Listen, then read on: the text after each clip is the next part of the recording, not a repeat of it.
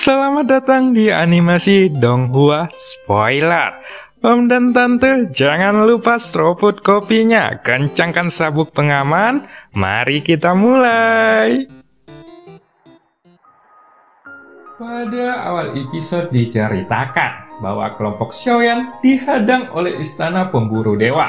Sesaat kemudian, hujan menyerang Sanjian, tetapi dihalau oleh dua sosok keabadian. Akhirnya, hujan bertarung sampai mati, namun ia diselamatkan oleh Xiaoyan.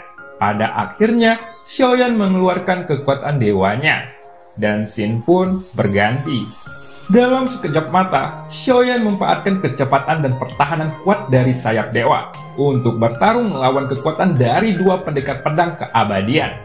Setelah setengah kolom dupa, kecepatan Xiaoyan mulai melambat. Tetapi, dalam setengah kolom dupa ini, dua pendekar pedang keabadian itu ternyata terpental keluar secara bersamaan. Bahkan, mereka tidak dapat melukai sosok Xiaoyan sama sekali. Dan hal ini jelas mengejutkan mereka berdua. Dua kaisar keabadian tidak bisa membunuh seseorang yang masih berada di tingkat dewa. Jika berita ini menyebar, istana pemburu dewa pasti akan benar-benar merasa terhina. Ketika melihat gerakan Xiaoyan mulai melambat, mata dua sosok keabadian yang memegang pedang itu tiba-tiba menjadi kental, dan mereka berpikir bahwa gerakan Xiaoyan sepertinya sudah mencapai batasnya. Xiaoyan juga menggaruk kepalanya dengan senyum masam, tampaknya menggunakan kekuatan jiwa dari dirinya sendiri di bawah intensitas tinggi hanya dapat mempertahankan sayap dewa ini selama kurang lebih dari setengah kolom dupa. Namun tanpa diduga, selama setengah kolom dupa ini, Xiaoyan meraung melawan dua orang kaisar keabadian sekaligus, dan bahkan tidak menerima luka sedikit pun. Oh, apakah kamu sudah benar-benar mencapai batasnya? Ucap Sanjian yang berada di kejauhan. Pada saat ini, mata Sanjian sedikit menyipit. Sementara itu, ketika Xiaoyan mendengar kata-kata ini, tatapannya pun beralih ke arah sosok Sanjian dengan sedikit senyuman di wajahnya.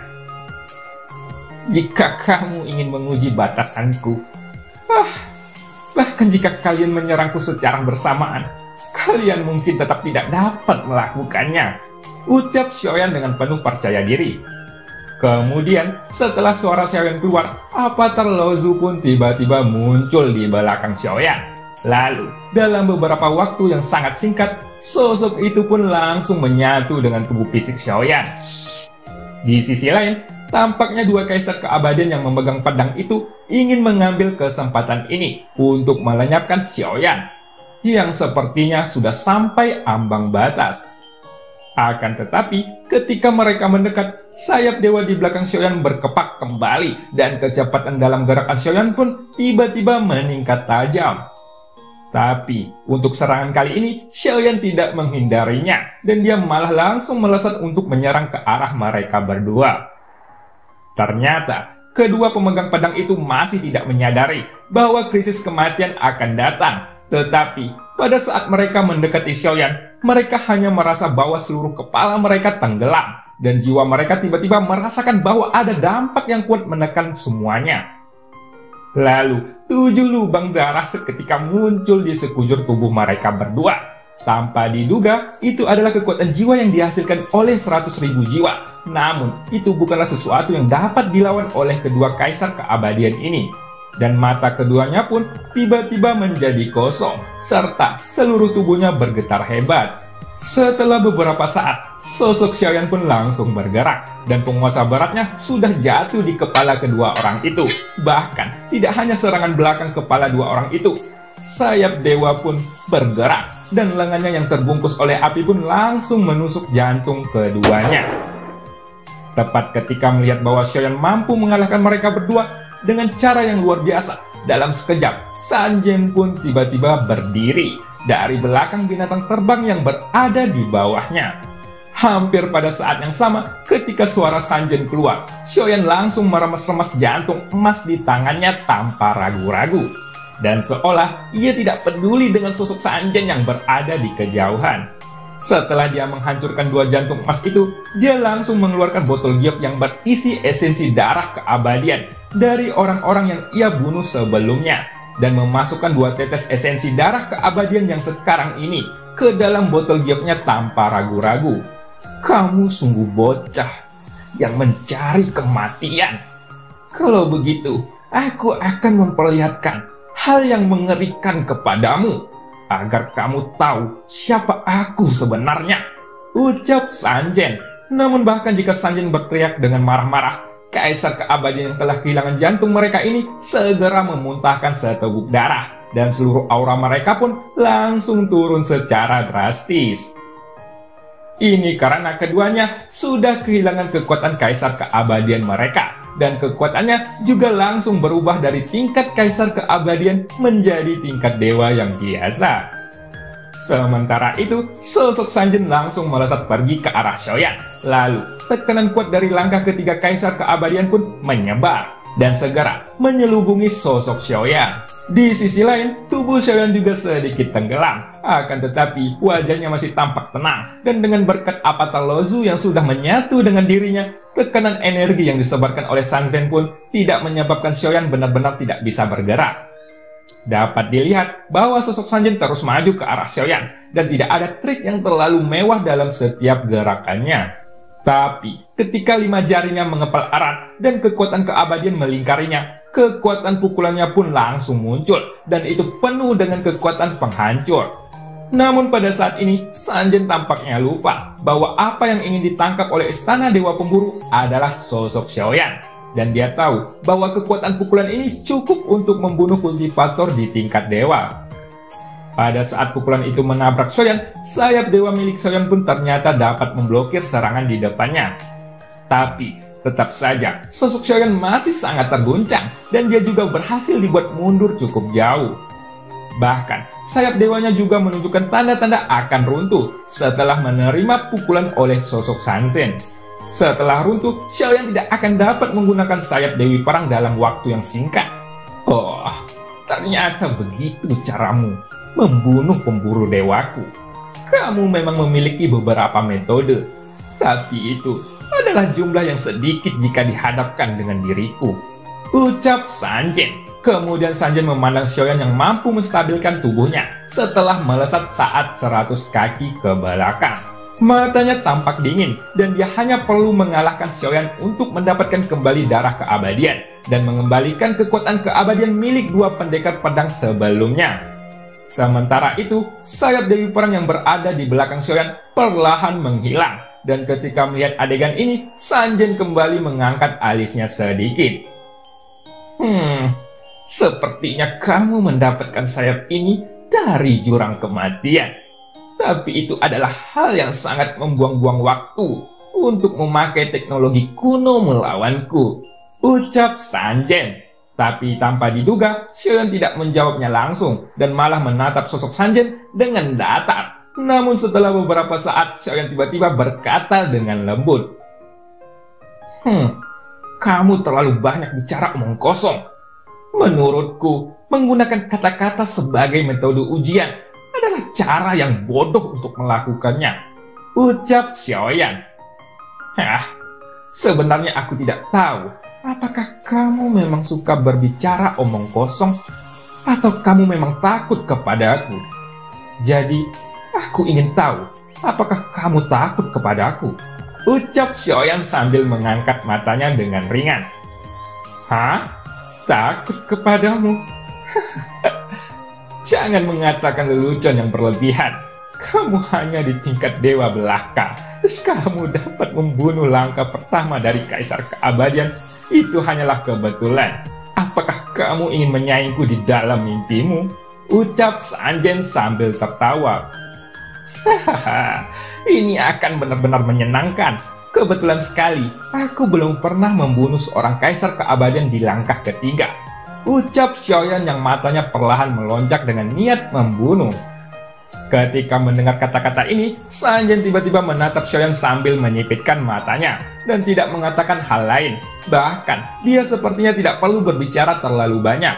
Jadi, semakin tenang Xiaoyan, Sanjin pasti akan merasa tidak nyaman di dalam hatinya. Akan tetapi, Sanjin tidak bergeming setelah mendengar kata-kata Xiaoyan. Namun, setelah menyipitkan matanya, selama beberapa saat, dia berkata dengan suara yang dalam. Pendukungmu tidak lebih hanyalah kelinci Bingyun. Tetapi, bahkan jika kelinci Bingyun ada di sini, kamu harus kembali ke istana Dewa Pemburu bersamaku hari ini juga, ucap Sanjin. Lalu, jika kamu kembali bersamaku dengan Patuh, kamu akan menghindari pertengkaran. Dan bukankah itu lebih menyenangkan? Ucap Sanjin kembali. Tampaknya meskipun Sanjin terlihat berhati-hati pada kali ini, dia masih yakin bahwa dirinya memiliki kesempatan untuk menang, dan sekarang adalah waktu yang tepat. Namun pada saat yang sama, ketika Sanjin berbicara, Xiaoyan sudah menepuk labu dewa bermata 9 dengan ringan. Bahkan, Xiaoyan bisa melihat bahwa Sanjin sudah menunggu di sini untuk waktu yang lama, dan sudah bersiap untuk hal apapun. Senior gadis bayangan, aku ingin kamu membantuku untuk membuat perlindungan yang cukup kuat, dan cukup untuk menghilangkan diriku dalam beberapa saat, ucap Xiaoyan. Tapi tentu saja Xiaoyan tidak tahu apakah sosok gadis bayangan ini akan muncul untuk membantunya, atau malah mengabaikan Xiaoyan yang sekarang berada dalam posisi tidak menguntungkan. Tepat ketika Xiaoyan berpikir bahwa labu dewa bermata 9 ini mungkin tidak akan membantunya dengan mudah, suara si gadis bayangan itu pun tiba-tiba memasuki telinga Xiaoyan. Dan asap hitam yang tidak mencolok pun keluar dari labu dewa bermata 9. Namun sepertinya tidak ada yang memperhatikan asap hitam itu. Jadi, asap segera menyelinap ke dalam kegelapan dan tidak ada seorang pun yang menyadarinya. Pada saat yang sama, Xiaoyan juga menempuk sosok Goyan yang berada di dalam jubah lengan bajunya dan bergumam perlahan. Periksalah sekitar untuk melihat apakah ada formasi, gumam Xiaoyan. Pada saat ini, Xiaoyan masih tampak khawatir. Ini karena dia pernah mendengar sebelumnya bahwa ada awan misterius yang dapat mengubah formasi di istana Dewa Pemburu. Dan formasi ini juga membutuhkan perhatian khusus dari Xiaoyan. Akan tetapi, sosok Goyan ternyata tidak merespon perintahnya, dan telapak tangan Xiaoyan pun mendarat di kepala Goyan dengan kejam. Detik berikutnya, sosok Goyan pun tiba-tiba menjadi setuju tanpa mengeluh. Setelah membuat semua jaminan, mata Xiaoyan perlahan berbalik ke arah sosok Sanjin dan mendengarkan omong kosong yang terus keluar dari mulutnya.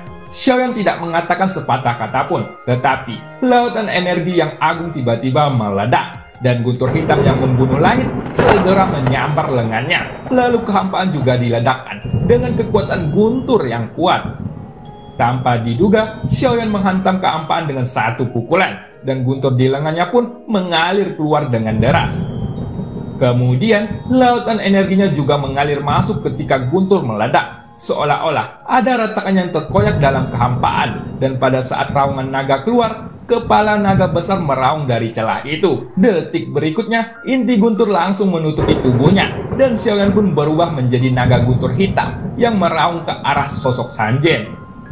Di sisi lain, ketika Sanjin melihat pemandangan ini, matanya menunjukkan kejutan yang tidak ia sadari, dan bahkan dirinya dibuat tertekun oleh penampilan Xiaoyan kali ini.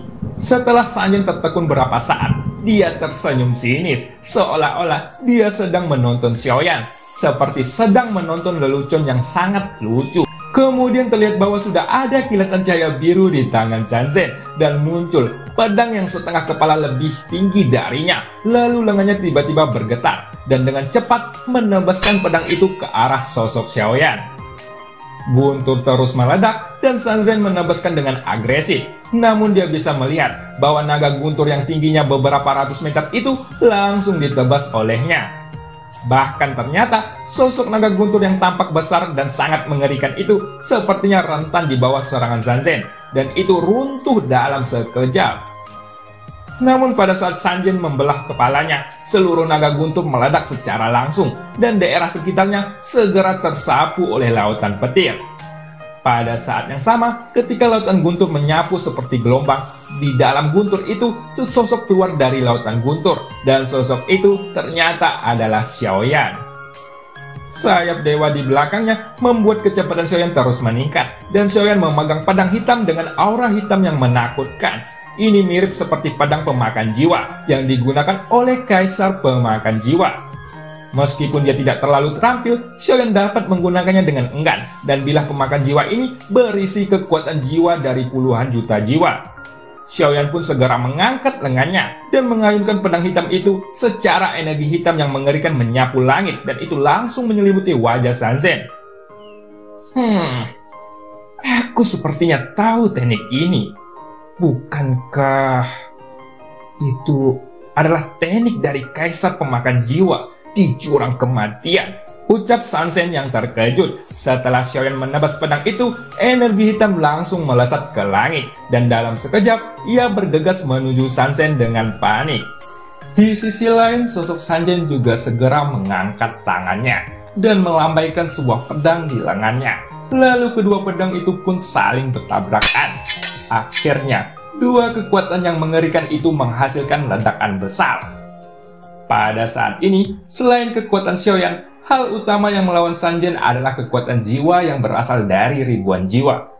Xiaoyan tahu bahwa hanya kekuatan semacam inilah yang dapat bersaing melawan Sanzhen di langkah ketiga Kaisar Keabadian. Pada saat keduanya saling menabrak, setelah sedikit jalan buntu, Sanzhen menebas beberapa kali lagi. Dan hal ini benar-benar menghilangkan energi hitam yang dilayangkan oleh Xiaoyan.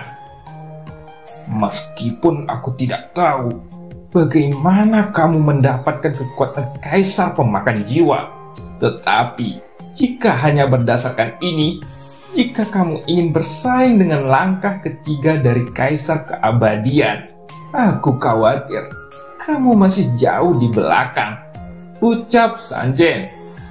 Setelah berkata, sosoknya tiba-tiba berubah. Ketika dia bergerak, dia melompat langsung, mengangkat pedang di tangannya, dan terlihat bahwa ada aliran kekuatan keabadian yang mengalir di atas pedangnya.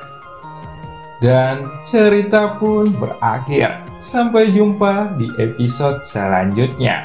Beliterasi sama Pak Alex. Terima kasih yang udah live.